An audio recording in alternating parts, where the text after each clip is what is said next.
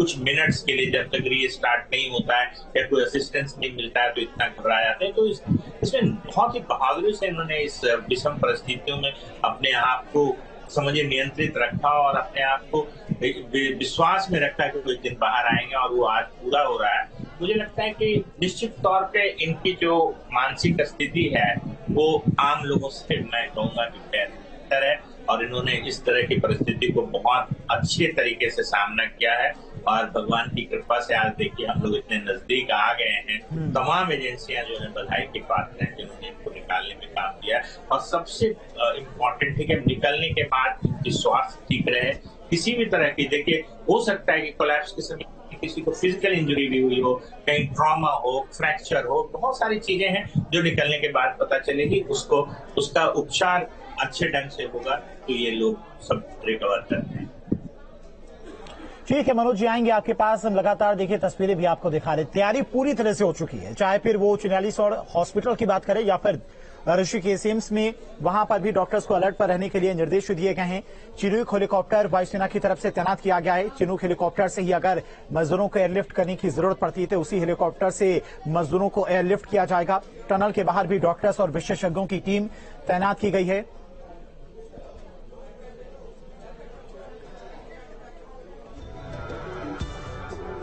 Rishikesh AIIMS की ये तस्वीरें हैं जहां पर बेड्स को पहले से ही तैयार किया गया है और अगर जरूरत पड़ी तो मजदूरों को एयरलिफ्ट करके ऋषिकेश एम्स ले जाया जाएगा।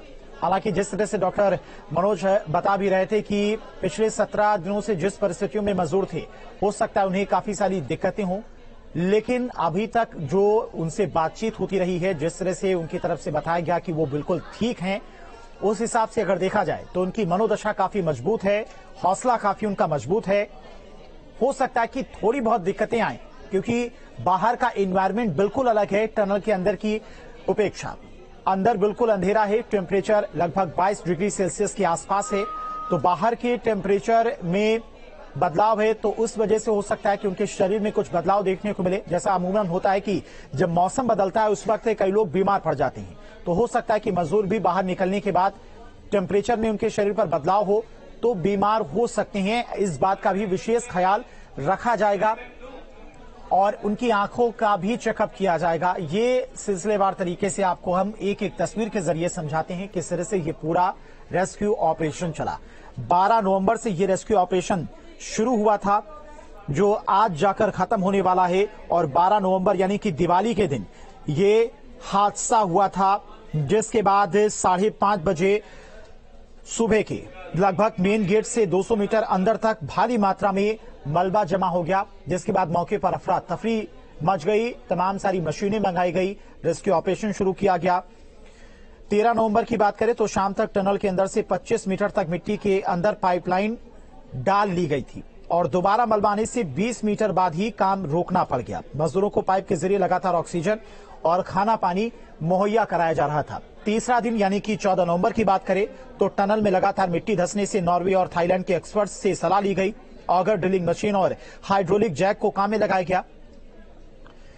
तो इसी तरीके से ये पूरा रेस्क्यू ऑपरेशन चलता रहा। बस ये 5 तस्वीरें आपको दिखा रहे किस तरह से चारों तरफ हलचल तेज है, पूरी तैयारी कर ली गई है और कुछ देर का इंतजार जब मजदूर बाहर निकलने शुरू हो जाएंगे। दूसरी तस्वीर जो आप देख रहे हैं वो तस्वीर है टनल के अंदर जो एक हॉस्पिटल तैयार किया गया है, मिनी हॉस्पिटल, जहां पर डॉक्टर्स की टीम तैनात है। 20 डॉक्टर्स की टीम लगभग वहां पर तैनात है। मेडिकल इक्विपमेंट वहीं पर सारे पहले से ही मौजूद है, विशेषज्ञों की टीम भी वहीं पर मौजूद है। तीसरी जो तस्वीर है वो चिनूक हेलीकॉप्टर की है। इसी हेलीकॉप्टर से अगर जरूरत पड़ी तो मजदूरों को एयरलिफ्ट किया जाएगा। 5वीं तस्वीर एम्बुलेंस जो कि टनल के बाहर तैनात हैं। लगभग 41 एम्बुलेंस टनल के बाहर मौजूद हैं।